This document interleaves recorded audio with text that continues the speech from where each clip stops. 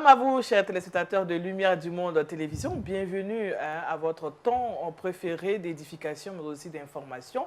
Wake Up, ce programme matinal qui vous permet de pouvoir bien attaquer la journée. Et toute l'équipe est présente pour vous accompagner. Nous sommes avec le pasteur Itimana Théoneste. C'est bien ça. C'est bien ça. Bienvenue. Merci beaucoup. Vous allez bien? Oui, je vais très bien. Ok. Vous êtes rwandais? Oui. Et au Rwanda, on dit Moulao. Oui, Moulaho. Et on répond Moulaho. Et puis, on demande Amakuru et vous répondez Nimeza. Nimeza. Voilà. Merci, pasteur. Avec vous, nous allons méditer tout à l'heure pour la rubrique Méditons ensemble. D'accord. Et Jean-Richard est là pour nous donner des informations, culture actu. Tu nous parles de belles choses encore. Moulao Daniel, Moulao, toutes ces Moulao, personnes qui nous regardent. Aujourd'hui, dans la culture actu, on parlera musique, on présentera un album, un bel album. Et puis, dans le Saviez-vous, on parlera sondage. Sondage. Le Trickbox, Moulao. Moulao. Donc, moi, je donne des astuces naturelles aujourd'hui pour nettoyer la semelle du fer à repasser. La semelle du fer à repasser. Est-ce qu'on... Bon, d'accord, on va voir le pasteur comme on le dit en la langue du Rwanda. Docteur, on dit quoi, Moulao ou bien? Moulao. Ok. Voilà, bienvenue. Avec vous, on parlera de santé. Docteur Bois Oxtens. Et la fausse route, c'est le thème qu'on va développer aujourd'hui. Oui, effectivement, aujourd'hui, on parlera de fausse route. On saura c'est quoi une fausse route, ce qu'il faut faire en cas de fausse route et voilà. Bon, fausse route, santé, bon, ça marche? Oui, c'est un terme médical. On développera, vous comprendrez.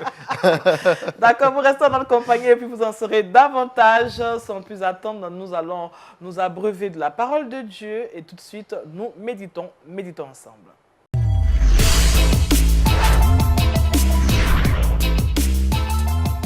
Le fruit qui demeure, c'est le thème qui va nous conduire durant cette méditation. Et le texte, Jean 15, verset 16. On dit Moulao encore ou bien ça va? Ça va déjà. D'accord. Alors, vous avez la parole, pasteur. Ok, merci beaucoup. Bonjour, chers téléspectateurs de la télévision LMTV. Bonjour, frères et sœurs. Bonjour. Ce matin, nous allons parler du fruit qui demeure. Le fruit qui demeure, c'est ce que nous lisons dans ce passage, et dans le chapitre 15 de l'évangile de Jean. Le Seigneur parle d'un arbre qu'on appelle le cep, et lui-même il s'identifie à cet arbre. Et puis il identifie ses disciples aux branches, et puis ce sont les branches qui doivent porter le fruit. Mais quel genre de fruit? Il s'agit du fruit qui demeure. Nous lisons Jean chapitre 15, verset 16. Ce n'est pas vous qui m'avez choisi, mais moi, je vous ai choisi et je vous ai établi, en fait que vous alliez et que vous portiez du fruit et que votre fruit demeure, en fait que ce que vous demanderez au Père en mon nom, il vous le donne. Amen. Amen. Le fruit qui demeure. Dans un premier temps, quand nous parlons du fruit, l'idée qui nous vient en tête, ce sont les fruits que nous voyons sur la place du marché ou bien dans les champs. Oui, les oranges. Et quand c'est un fruit est appelé fruit, c'est que c'est déjà mûr et prêt à être consommé. Agréablement. Bon, maintenant, nous parlons du fruit qui demeure. Oui. Alors la question est de savoir si c'est prêt à être consommé, comment ça peut encore demeurer. Dans ce passage, il est question du choix. Et le Seigneur est en train de dire à ses disciples, et en même temps, il nous parle, nous aussi qui sommes ses disciples, que ce n'est pas vous qui m'avez choisi, mais c'est moi qui vous ai choisi. Et cela déjà doit attirer notre attention, parce que Dieu ne choisit personne par hasard. S'il t'a choisi et que tu es conscient, c'est pour un but. Donc chacun de nous doit découvrir le but pour lequel il a fait l'objet du choix de Dieu. Et je voudrais dire que nous sommes nombreux, nous sommes partout dans le monde, et chacun de nous a fait l'objet d'un choix particulier de Dieu. C'est pour cette raison que chacun de nous doit savoir que il n'est pas venu, je ne suis pas venu pour accompagner les autres, j'ai fait l'objet d'un choix de Dieu. Dieu a pris le temps de regarder le monde entier voir les hommes qu'il a créés, et toi, d'une manière particulière, il t'a choisi. Deuxièmement, après nous avoir choisis, la Bible dit qu'il nous a établis. Et lorsqu'il est question d'être établi, alors nous comprenons que nous n'avons pas besoin de chercher nous-mêmes à nous établir. Parce que tu peux t'établir sur le territoire de quelqu'un d'autre. Mais lorsque nous comprenons que Dieu nous a établis et que nous cherchons à savoir pourquoi et où et de quelle manière nous sommes établis, alors nous comprenons qu'avec Dieu, nous pouvons réaliser ce qu'un homme normal ne peut pas faire. Et le passage continue en disant, vous avez été choisis, vous avez été établis, afin que, cela montre le but, vous puissiez aller et porter le fruit. Et le fruit qui demeure. Alors, en rentrant un peu en arrière, nous voyons que lui-même dit que je suis le cep. Si je suis le cep, vous êtes les branches, et ce sont les branches qui portent le fruit. Mais le rôle du fruit, c'est d'être mangé. N'est-ce pas? Si le fruit est comestible, il doit être mangé. Bon, maintenant, si la branche est placée sur le cep et que le Seigneur lui-même s'identifie au cep, ça veut dire que le cep est de qualité. Amen. Et si le cep est de qualité, les branches aussi doivent être de la même qualité et de la même nature. En d'autres termes, le fruit qui sera produit sera le fruit qui sera identifié à l'arbre. Or, si l'arbre c'est le Seigneur lui-même, il faut que le fruit soit de même espèce et que la substance du fruit puisse effectivement être identifiée à l'arbre. Donc, si nous avons un avocatier, nous allons récolter des avocats. Alors, du coup, nous comprenons que la branche est certes importante, mais c'est encore plus important pour la branche d'avoir le fruit. Et c'est la raison pour laquelle, dans les autres passages, il est dit « toute branche qui ne porte pas de fruit est coupée ». En d'autres termes, si nous avons été choisis et que nous avons été établis et que nous avons été joints au Seigneur, comme les branches, c'est pour porter le fruit, et sans fruit, on est inutile. Alors, qu'est-ce que le Seigneur veut nous enseigner par le fruit qui demeure? Le fruit qui demeure, quand nous lisons d'autres passages, comme dans Galates chapitre 5, le verset 22, c'est le fruit de l'Esprit. Et ce fruit de l'Esprit, c'est le caractère même de Christ. Ça veut dire si Christ doit être présenté au monde, lui, il a choisi que ce soit au travers de nous. Et qu'est-ce que le monde va consommer en nous? C'est le caractère de Christ que nous manifestons. Dans le fruit de l'Esprit, les différents éléments que nous voyons, c'est l'amour. Oui. Oh, l'amour est consommable. Oui. C'est la paix. La paix se donne, la paix s'échange, la paix est consommable. C'est la joie. La joie peut être communiquée et la joie est consommable. C'est la fidélité. Quand vous êtes fidèle, vous pouvez entraîner les autres dans la fidélité. Alors, ce fruit qui demeure, c'est ce caractère de Christ. Et lorsque tu portes ce caractère de Christ, ceux qui sont assoiffés de le connaître et de consommer sa substance viendront vers toi. Amen. Alors, ce matin, bien-aimés, nous voulons que partout où nous sommes, que nous puissions manifester ce fruit qui demeure. Le médecin à l'hôpital, quand le malade vient, en plus de la technique médicale que vous appliquez, laissez le malade sentir qu'il y a l'amour. Amen. Et ça, c'est Christ qui est partagé. Amen. Quand nous communiquons aux téléspectateurs, communiquons avec amour, communiquons avec joie. Ouais. Quand tu salues quelqu'un, tu serres sa main, qui sente qu'il y a la substance de Dieu qui est déjà transmise. Et c'est de cette manière que ceux qui vont nous regarder vont comprendre que nous appartenons effectivement au vrai cep, et c'est Christ. Et lorsque ce caractère a été développé et que cela fait partie de notre vie, Dieu nous donne l'assurance. Il dit, tout ce que vous allez demander à mon nom, vous l'aurez. Pourquoi? Parce que ce caractère nous pousse à faire ce que Christ veut faire. Amen. Et ce qu'il veut faire, c'est la volonté de Dieu. Amen. Et quand nous prions sur la volonté de Dieu, nos prières sont exaucées. Amen. Ma prière ce matin est que chacun de nous, à partir de ce jour, et même les jours à venir, que chacun de nous porte le fruit et que ce fruit demeure. Que Dieu vous bénisse. Amen. Vraiment, je vous l'ai dit, on allait être abreuvés, nous le sommes ce matin. Parce que porter le fruit qui demeure, c'est donc porter le fruit de l'esprit. Oui. Alors, Ça m'a rappelé en fait l'arbre de vie depuis le commencement. Lorsque Adam et Ève étaient dans le jardin en Ouais. fait. Et l'arbre de vie en fait c'est la personne de Dieu. Et en fait eux ils étaient connectés à sa personne. Donc quand il était en train d'expliquer le fruit en fait c'est comme ça que j'ai fait le rapprochement et tout. Et là on a le sceptre, on a les sarments et tout. oui. Donc Et voilà. lui, il est le sceptre, nous sommes les sarments. Nous sommes les sarments. Et nous devons porter les fruits qui demeurent. Oui. Alors, pasteur, comment faire pour que ces fruits-là demeurent? Parce que quand on sait que ces fruits sont comestibles, comment on fait pour qu'ils demeurent? Oui. Parce que Quand- parfois, on a attiré. Oui, c'est ça. Mais quand vous allez lire le passage à partir du premier verset du chapitre 15, vous allez vous rendre compte que le Seigneur lui-même dit que celui qui demeure en moi Ouais. portera beaucoup de fruits.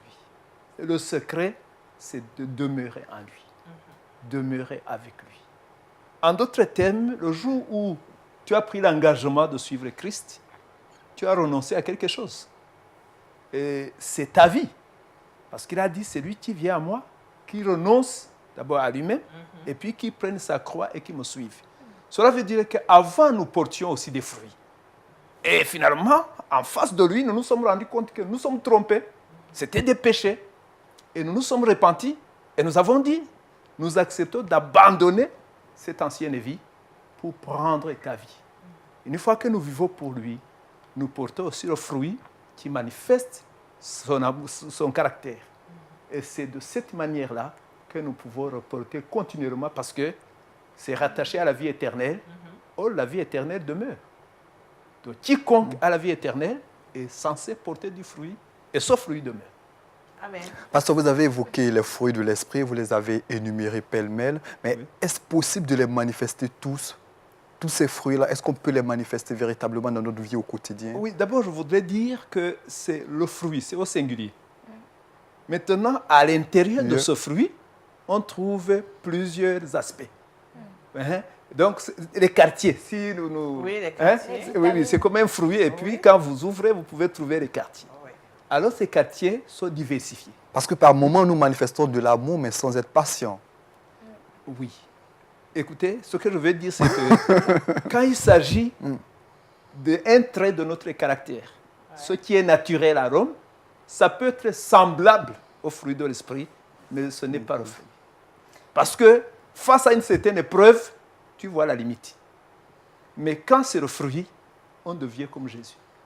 Amen. Vous avez constaté qu'il a été constant, il a été le même, quelles que soient les circonstances. Et c'est ça le fruit. Et ce n'est pas vous qui vous efforcez de développer ce fruit. C'est l'Esprit de Dieu qui habite en vous, qui fait son travail. Amen. Amen. Et nous devons porter ces fruits-là en nous. Oui. Alors, ce matin, nous sommes avec vous, pasteur. Les téléspectateurs également sont avec nous. Et on veut porter le fruit de l'esprit. Mais ce n'est pas facile. D'accord. Je suis d'accord. Qu'est-ce qu'on peut dire pour nous soutenir dans cette marche? Parce que ce n'est pas facile. Vous savez, Dieu ne peut jamais nous demander ce que lui-même, il voit que nous ne sommes pas capables de faire. C'est ça. Alors, il y a un modèle que vous allez trouver à travers toute la Bible que Dieu a choisi pour que nous soyons transformés à l'image de son Fils. Et ce modèle, c'est le disciple-là. C'est un système de formation continue et de transformation qui nous permet d'être comme Christ. Et cela vient progressivement. Amen. Donc, ça veut dire que quand nous sommes au début, effectivement, comme mon frère posait la question, tu peux te rendre compte que tu aimerais vraiment manifester l'amour partout, mais face à certaines situations, l'amour te manque. Ne te décourage pas, tu es à une étape de la croissance spirituelle. Amen. Mais lorsque nous avançons vers la maturité, nous arrivons à un niveau où nous manifestons le caractère de Christ, peu importe les circonstances. Donc, ce que nous souhaitons, c'est que chacun de nous soit vraiment disciple. Et la Bible dit que tout disciple accompli sera comme son maître. Oh, le maître, c'est le Seigneur lui-même. Amen. Alors, je pense que Colombe a une préoccupation. En fait, par rapport à sa dernière phrase, il y a certaines personnes en fait qui se disent qu'on ne peut pas être parfait. Il n'y a que Dieu en fait qui peut être parfait. Et alors le pasteur nous démontre ce matin en fait qu'on peut l'être en suivant, en étant disciple. Oui, oui, ça fait partie des promesses de Dieu. Et d'ailleurs, il est dit dans l'évangile selon Matthieu, soyez parfaits comme votre Père céleste est parfait. Effectivement. Ça veut dire que la perfection, c'est une étape que nous devons atteindre. Donc, en ce moment, peut-être nous ne sommes pas encore arrivés, mais c'est devant, et le Seigneur est devant nous, nous pouvons y arriver. Mais Gloire à Dieu. Nous devons tendre vers la perfection. Chercher. oui. Vraiment, c'est un exercice pour nous ce matin. Alors, si vous nous rejoignez maintenant, on vous souhaite la bienvenue. Aujourd'hui, on parle du fruit qui demeure et nous devons porter vraiment ce fruit qui demeure en nous afin de pouvoir plaire à Christ et aussi plaire à Dieu. Pasteur, nous allons prier, confier nos téléspectateurs au Seigneur et puis nous aussi nous confier parce que parfois, comme l'a dit Jean-Richard tout à l'heure, on n'est pas sûr que tous les quartiers sont réunis. Alors, on doit manifester quelque chose de fort, un fruit. Donc, on a besoin qu'on prie aussi pour nous. C'est important. Nous allons prier. D'accord. Dieu notre Père, nous te sommes infiniment reconnaissants pour ce moment précieux où nous sommes dans ta présence et attentifs à ta voix qui nous enseigne à porter le fruit qui demeure. Nous savons qu'il ne nous appartient pas de nous transformer nous-mêmes, mais nous sommes dans la joie de savoir que tu as voulu que l'Esprit de Dieu habite en nous et qu'en suivant tes voies en tant que disciples, nous soyons chaque jour transformés selon ton image. Nous prions pour nous et pour ceux qui nous suivent, en fait qu'ensemble, Seigneur notre Dieu, nous soyons dans ton école et qu'à travers les épreuves et les difficultés de chaque jour, nous puissions nous rapprocher de toi davantage et recevoir la force nécessaire de marcher selon tes voies et surtout d'être transformés comme toi-même tu veux que nous soyons. Merci parce que tu feras en sorte que partout où nous sommes, partout où nous serons, nous puissions porter ce fruit qui demeure. Que toute la gloire soit à toi. Au nom de Jésus, nous avons prié. Amen. Amen. Amen. Le fruit qui demeure, tel a été le thème de notre méditation de ce matin. Le test d'appui, Jean 15, verset 16. Porter du fruit, oui, on peut porter du fruit, bien sûr. La musique peut nous y aider. On va parler de musique maintenant. Et c'est dans Culture Actu avec Jean Le Richard.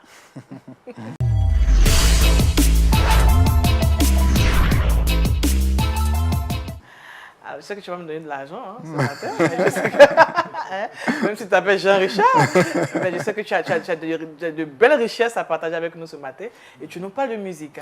Effectivement, aujourd'hui, j'ai décidé de parler de musique, et de bonne musique, de belle musique. Tu l'as dit, il y a de cela quelques jours, nous avions présenté un album de Michael Smith. Je tiens à le préciser, l'année février 2018 était marquée par la sortie de 2 albums de Michael Smith qui restent incontestablement l'une des valeurs sûres au niveau du gospel, au niveau des États-Unis. Il a sorti après quelques années de silence discographique 2 albums, 1 million de lumière, sorti le 16 février 2018 et une semaine plus tard, il sortait un autre album sur Indeed, c'est-à-dire Entouré, le 23 février 2018.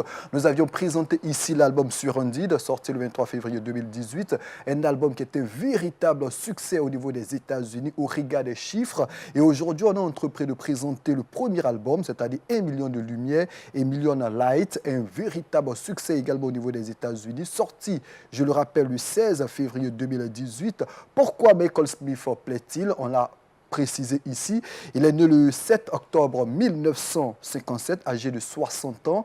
En dépit de son âge, il continue de sillonner les scènes du côté des États-Unis et du côté du monde entier.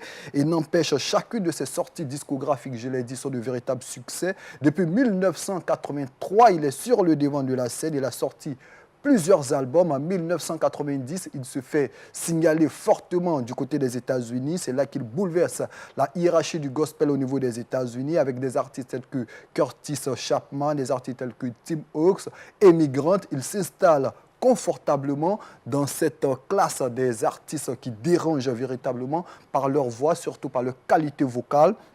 Et depuis 2018, je l'ai dit, il a sorti l'album 1 million de lumière. Quelle est la qualité de cet album? Eh bien, pour réaliser cet album, il lui a fallu plus de 3 années c'est pas rien. Quand on connaît les qualités de Michael Smith, on sait qu'il a en tout plus de 30 albums à son actif. Il a été nominé 10 fois au Grammy. Il totalise 3 obtentions au niveau des Grammy, plus de 40 d'œuvres. Les d'œuvres sont considérées comme les consécrations de la musique chrétienne au niveau des États-Unis. Et à lui seul, il a plus de 40 d'œuvres. Chacune de ses sorties sont de véritables succès. Et 1 million de lumières ne déroge pas à la règle, puisque l'album, déjà depuis quelques mois déjà, est considéré comme l'album le plus vendu, toute catégorie, au niveau des États-Unis. C'est un album où il parle de la lumière de Jésus-Christ. En tant que chrétiens, nous devons rechercher avec force, avec envie et avec détermination la lumière du Christ dans ce monde ô combien ténébreux. C'est un album plaisant que je tenais à présenter à toutes ces personnes qui nous regardent. Album de 13 titres, plusieurs collaborations. On retrouve des artistes tels que Jason Walker, Cindy Morgan, Brian Todd, Jonathan Jackson, tous de grandes voix de la scène gospel au niveau des États-Unis. C'est un collège, c'est une combinaison de plusieurs grands talents pour cet album qui est sorti le 16 février 2018. Véritable biscuit sonore que j'offre à toutes ces personnes qui nous regardent. A million lights hanging on the world tonight.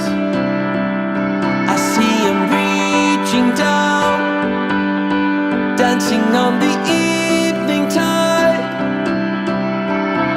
For you, all the stars are singing with you.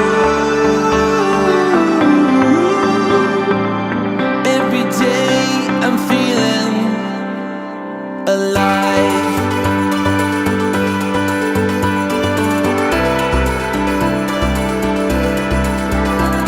A million days, in every one I've seen your face. I know I'll never be alone. Even darkness comes away for you. All the stars are singing with you. Every day I'm feeling alive. Et on a bien dégusté ce biscuit sonore avec Jean Richard.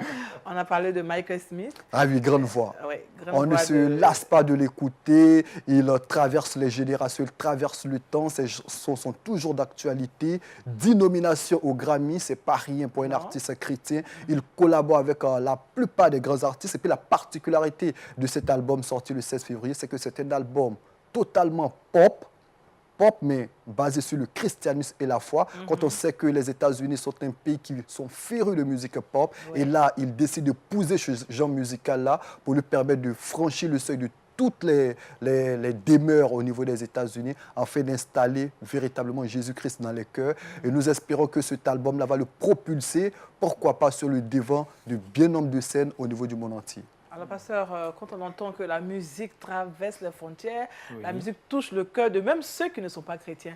La musique chrétienne surtout. Avec le cas de Michael Smith, ça nous donne du baume au cœur. Hein. Oui, tout à fait, parce que la musique, c'est un canal de communication Ouais. créé par Dieu pour pouvoir communiquer aux êtres qu'il a créés, y compris nous, les hommes.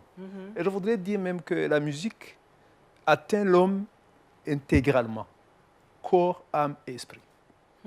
Surtout quand elle est de qualité, comme notre frère vient de le dire. Quand c'est ainsi, les fruits demeurent.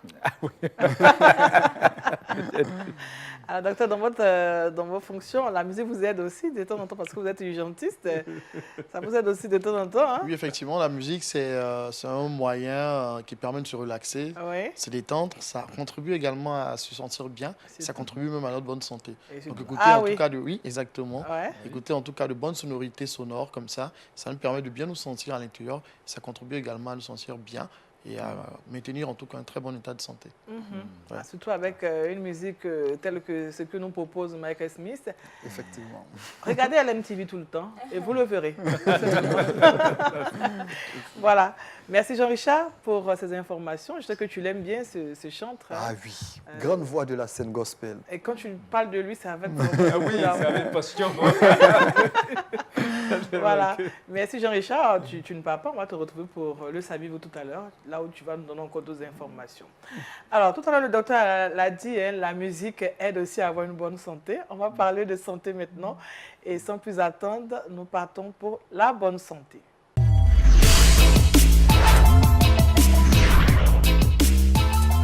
Alors, docteur Bois-Ossens, je rappelle, vous êtes urgentiste. Et avec vous, on ne parle que d'urgence. Et là, on a un cas d'urgence qui va retenir notre attention ce matin. Il s'agit de la fausse route. Bon, on n'est pas à l'auto-école, on n'est pas sur la route, mais on nous parle de fausse route. C'est quoi? Généralement, ce qu'on appelle la fausse route, c'est avaler de travers.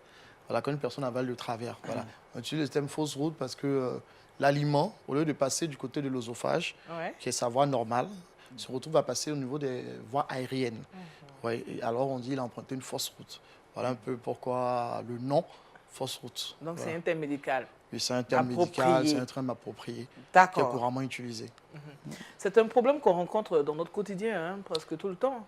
Régulièrement, on a tous déjà avalé le travers, on s'est retrouvé à tousser régulièrement. On est parti à une fête et tous autour de la table à manger, discuter, festoyer, on se retrouve là à avoir avalé le travers et tout ça. Donc c'est quelque chose qui est assez récurrent et qui malheureusement peut même entraîner même des dommages assez graves. Parce que malheureusement, si l'aliment passe au niveau des voies aériennes, ça peut étouffer la personne et ensuite même conduire même à la mort. Donc c'est vrai que c'est un phénomène qui est certes récurrent. Heureusement, pour la grande majorité des cas, c'est pas une obstruction complète.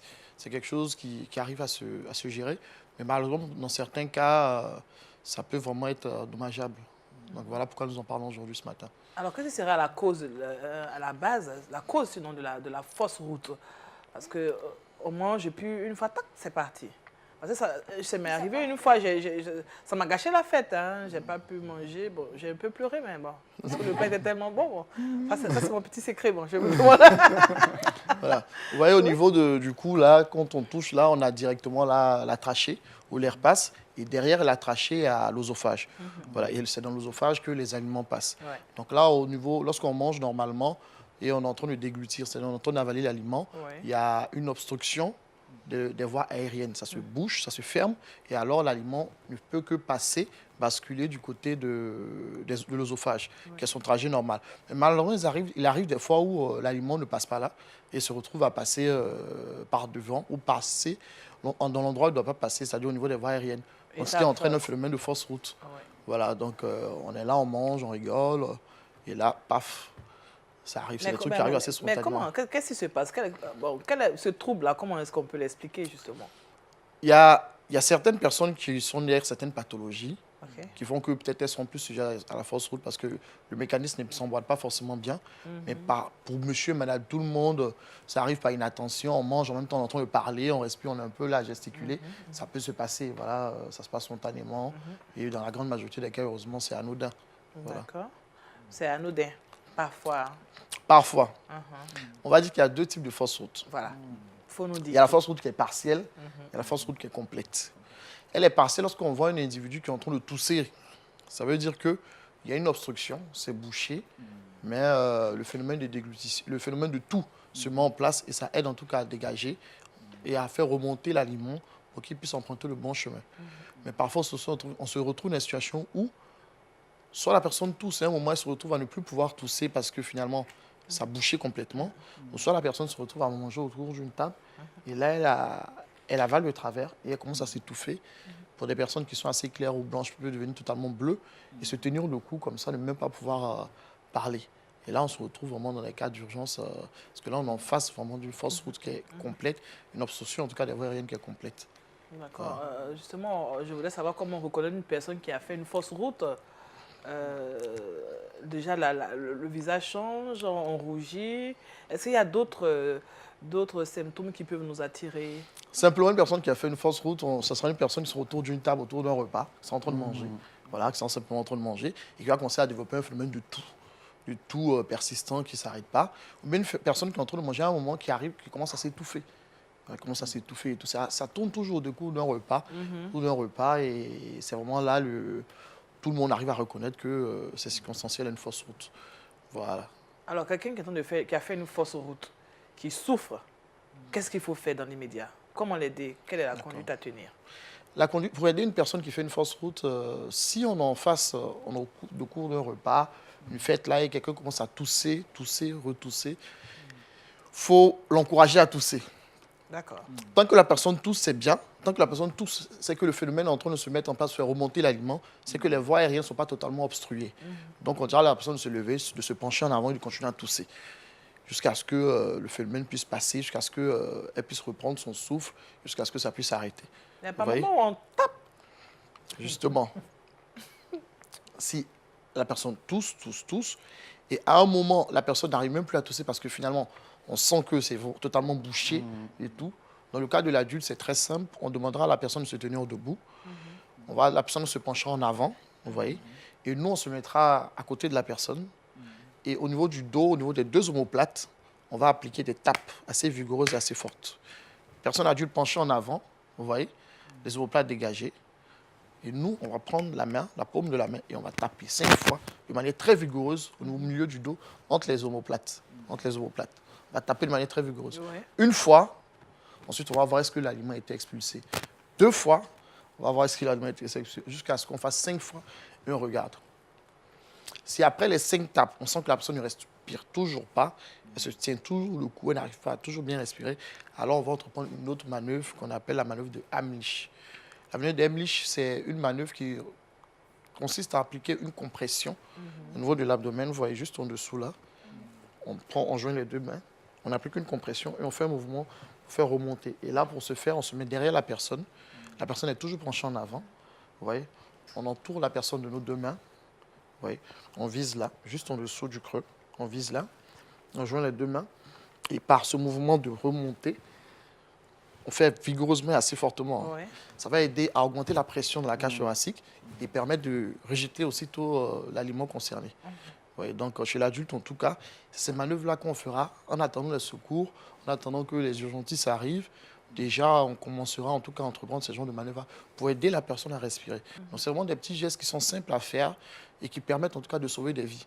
Parce qu'il faut le dire, les fausses routes arrivent souvent chez les petits-enfants et même aussi chez les personnes âgées. Et là, c'est beaucoup plus compliqué, c'est beaucoup plus dramatique. Voilà, donc, au cours d'une fête, pour ne pas gâcher la fête, si on a ces quelques gestes-là, ça peut aider en tout cas à sauver une vie. Voilà. Mais est-ce qu'on peut estimer le temps, hein? On peut estimer un temps, on peut donner un temps comment dire, pour ne pas tomber dans les pommes, par exemple. C'est-à-dire que la personne est en train de faire la fausse route, quel est le temps qu'on donne pour pouvoir faire tous ces gestes-là, pour ne pas tomber, pour ne pas qu'il y ait des complications? Ce qu'il y a lieu de faire, c'est le faire immédiatement. On est en train de manger, là, votre collègue, votre ami, à côté de vous, commence à ne suffoquer, elle ne peut plus bien respirer et tout. On lui dit, bon, lève-toi, lève-toi, lève-toi. On essaie de faire un peu l'espace autour d'elle. Et puis là, on la penche légèrement en avant et on tape de manière vigoureuse dans le dos pour aider à expulser. On tape comme ça, il ne faut pas attendre. Donc là, l'objectif, c'est d'expulser l'aliment qui est en train de boucher les voies aériennes. Voilà. Et après, si ça ne fonctionne pas, on fait la manœuvre d'Heimlich. On essaie également d'appliquer la pression. Vous voyez, et puis permettre aussi toujours à la personne d'expulser et de mieux se sentir. Voilà, donc ces manœuvres-là, il faut savoir le faire.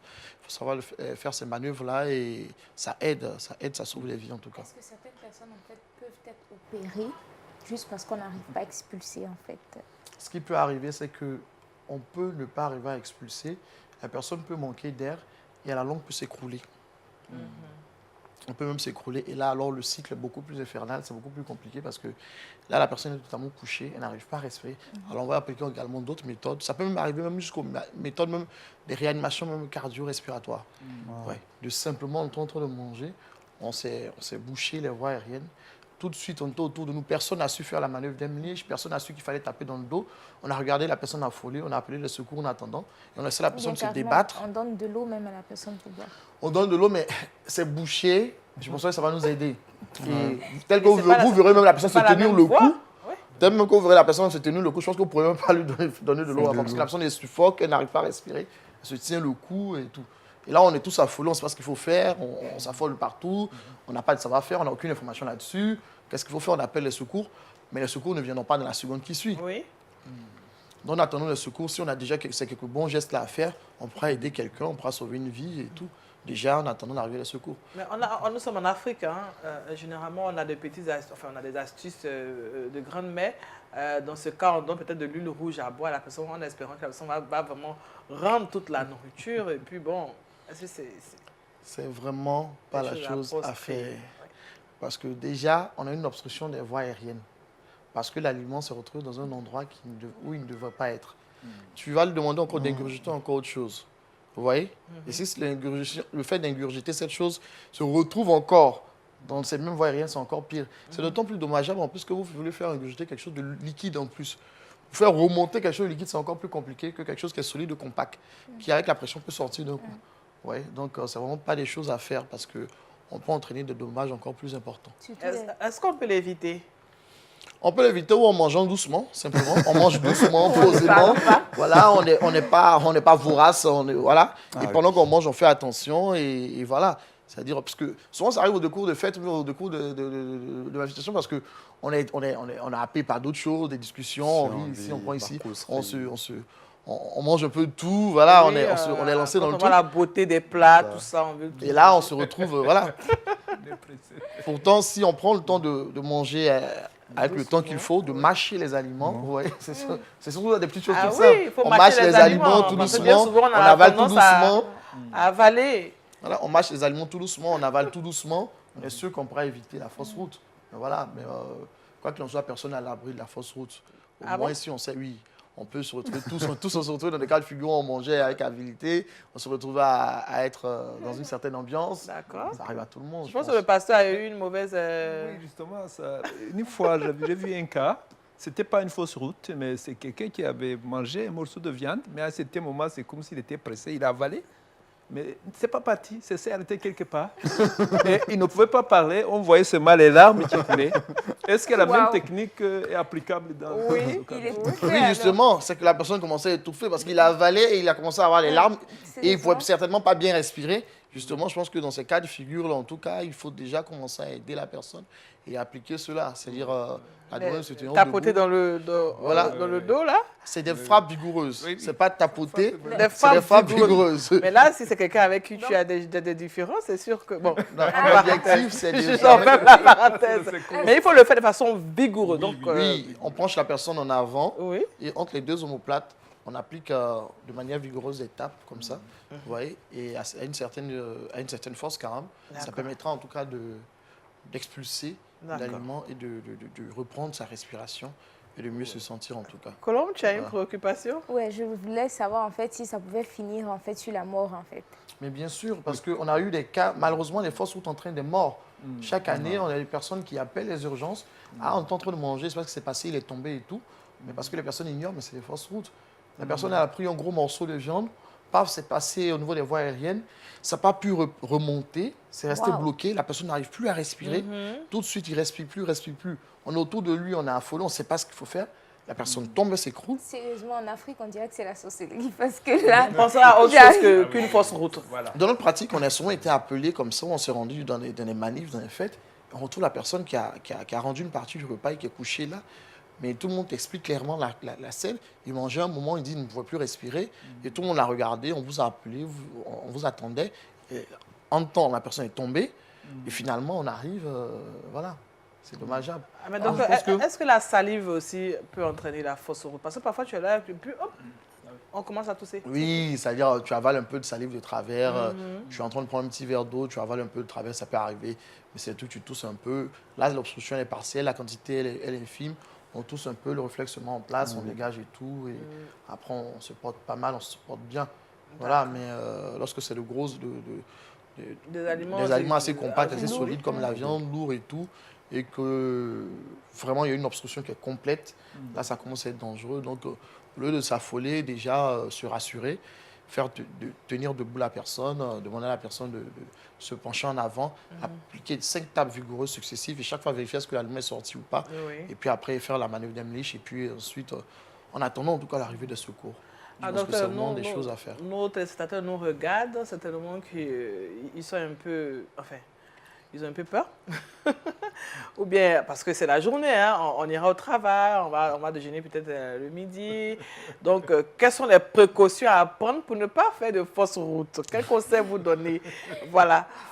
Parce que c'est le matin, on a le midi, on a aussi le soir.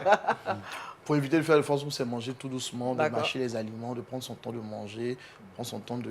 Voilà, prendre vraiment son temps. Ne pas se presser, voilà, et tout doucement de mastiquer, ensuite d'avaler, voilà. Mais bon, nous ici, on essaie vraiment de donner des exemples où c'est pas bien passé. Oui. Et là, pour qu'on tous, on puisse déjà avoir des petits gestes à faire. Des petites choses ne sont pas très compliquées. On n'a pas besoin d'être un spécialiste en médecine, mais déjà avant que les urgentistes arrivent, des petites choses déjà à faire. Oui. Ou des choses à savoir qu'il ne faut pas faire.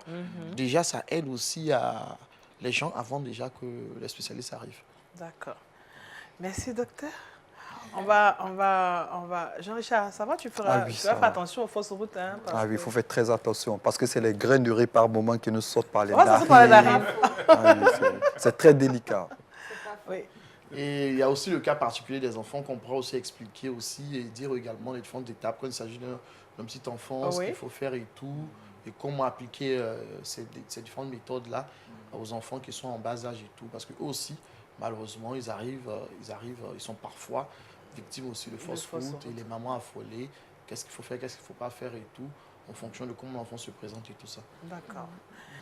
Merci, docteur. Si vous nous rejoignez, j'espère que vous ne ferez pas de fausses routes aujourd'hui. Nous prions pour ça, parce que vous devez porter de bons fruits et pas faire de mauvaises routes, de fausses routes, c'est ça. Voilà, c'était donc la bonne santé. Merci, docteur, pour tous ces conseils, hein, pour tout ce que vous avez donné comme information et la conduite à tenir face à une fausse route. Nous allons continuer toujours, c'est Wake Up, et on a aussi une rubrique qui s'intéresse aux astuces pour embellir notre quotidien. Et elle est là, Colombe, tout de suite, Trickbox.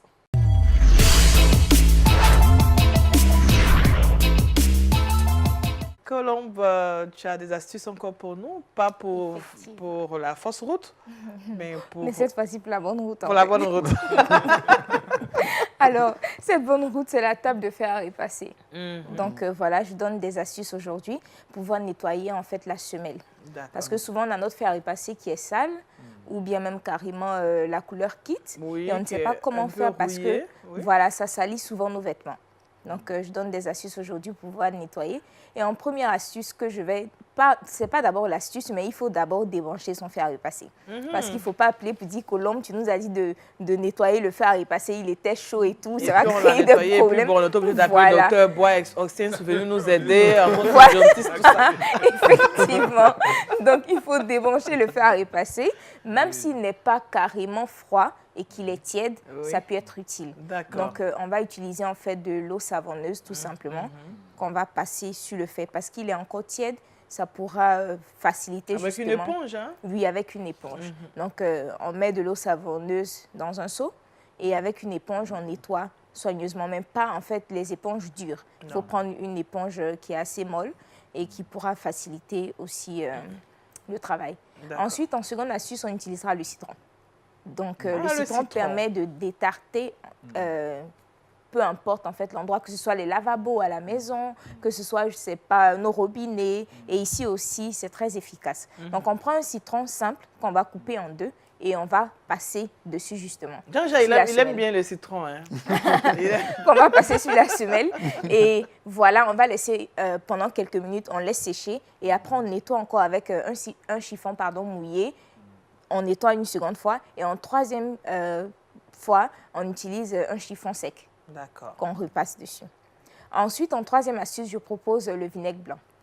J'en parle souvent, le vinaigre blanc en fait est un désinfectant et ici aussi on peut l'appliquer. Donc on va imbiber le vinaigre sur du coton qu'on va passer aussi sur la semelle de fer à repasser. Et pendant un moment, on fait vraiment les mêmes mouvements et tout. Et après, on va remarquer en fait que les taches sont en train de se retirer. C'est ça. Voilà. Donc, c'était les 3 astuces que j'avais pour vous aujourd'hui. Et je récapitule. Donc, en première astuce, on va utiliser le savon, simplement. En seconde astuce, le citron. Et en troisième astuce, le vinaigre blanc. D'accord. Mais il faut prendre le soin de débrancher le fer fer à à repasser repasser. d'abord. Voilà, il ne faut Ça, pas... c'est la précaution. Vraiment, il ne faut pas se On ne peut pas faire de blesser. fausses routes Ah, là. Hop, c'est on peut clair. parler là aussi de fausses routes. Alors, merci Colombe Sans pour problème. toutes ces astuces. Je pense que Jean-Richard, il a eu la formule déjà, il a déjà choisi sa formule pour pouvoir avoir des... En tout cas, c'est important pour nous. Le matin, on est pressé, on veut rapidement repasser sa chemise et puis bon, parce qu'il y a une tache sur le fer à repasser et ça nous met en difficulté. Ce n'est pas toujours intéressant. Merci pour ces astuces. Je vous en prie. Et vraiment, je suis très heureuse Je de suis savoir là que pour tu nous... faciliter vos journées. Ah oui, faciliter notre journée. Merci, là tu le fais si bien. On va maintenant refermer ta page. D'accord. Parce que Jean-Richard est là. Et on va répondre à sa question. Le saviez-vous? C'est tout de Comme suite. d'habitude.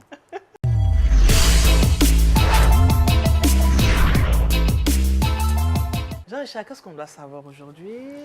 Aujourd'hui, j'ai décidé de parler de sondage. On prend notre pied-à-tête donc au niveau des États-Unis. Vous le savez, aujourd'hui, les sondages ont pignon sur rue dans nos différentes sociétés. Ouais. Il y a des sondages en politique, des sondages en économie, sur la sociologie, sur la société. Cela permet en quelque sorte aux dirigeants d'avoir des perspectives d'avenir, de planifier tout. Et aujourd'hui, le christianisme n'est pas un reste au niveau de ces sondages. Très souvent, au niveau des États-Unis, la Société biblique américaine sollicite des sondages auprès d'institutions de sondage au niveau de ce pays-là pour voir quelles sont les villes les plus influencées par la Bible. Il y a eu un sondage qui est sorti sur les villes les plus influencées par la Bible. Il y a des sondages qui sont sortis sur les villes les moins influencées par la Bible, question d'impacter l'évangélisation. Et depuis quelques jours, il y a un sondage qui est sorti sur les populations, les races les plus impactées par le christianisme. Figurez-vous qu'au niveau des États-Unis, je donne quelques chiffres, on retrouve 70% de chrétiens. La société américaine, c'est 70% de Ouais. chrétiens, 46% de chrétiens évangéliques, le chiffre avoisine les 50%, et 20% de catholiques. En 1976, 80% des chrétiens étaient de race blanche. 80%. Oui, En 1976. 76. Et depuis quelques années, en 2016, un autre sondage est sorti et figurez-vous, il y a une chute de façon incroyable. En 2016, la population blanche, au niveau des chrétiens, il n'y a que 43%. Ça a chuté. 43%. Les jeunes sont les plus concernés aujourd'hui. Les jeunes au niveau des États-Unis sont cette tranche de la population qui se détourne le plus de Jésus-Christ, qui se détournera le plus de la Bible. Et 39 États aujourd'hui sont à majorité blanche au niveau des États-Unis. Et dans la plupart de ces États, les populations qui sont véritablement attachées à Christ sont les populations hispanophones ou les populations de race noire. Donc la Société biblique américaine interpelle au travers de ce sondage, au travers de ces différents chiffres, interpelle les différentes églises d'évangéliser plus la race blanche, une race qui véritablement a tourné le dos à l'évangile. Pasteur, ceux qui nous apportent l'évangile sont-ils en train de perdre la route? Oui, malheureusement, c'est un phénomène qui est observé depuis plusieurs années. Et vous allez constater même qu'actuellement, le nombre de missionnaires qui étaient envoyés dans beaucoup de ces pays, Oui. ici même en Afrique, diminue au fur et à mesure. Oui. Et je crois que ceci nous interpelle pour que nous puissions former aussi des missionnaires qui pourront aller évangéliser ces races qui abandonnent l'Éternel. Mais qu'est-ce qui pourrait justifier cet abandon? Il y a plusieurs facteurs, Ouais. mais notamment on parle du matérialisme. Ok. Le matériel a tendance à remplacer Dieu dans les habitudes des gens. Et puis, à un certain moment, ils sont atteints un niveau, ils pensent qu'ils peuvent tout faire sans Dieu. Et ça aussi, ça a eu un effet très négatif sur la manière de suivre les voies qu'ils avaient suivies. Un autre phénomène, c'est le fait de ne pas faire les disciples. Il y en a qui ont eu un héritage chrétien, mais qui n'ont pas pu transmettre. Ouais. Alors cela aussi a permis qu'il y ait ce Cassure, phénomène que nous constatons aujourd'hui. À cet effet, pour répondre, pour prendre au pas le pasteur, aujourd'hui aux États-Unis, il est très difficile d'avoir des pasteurs.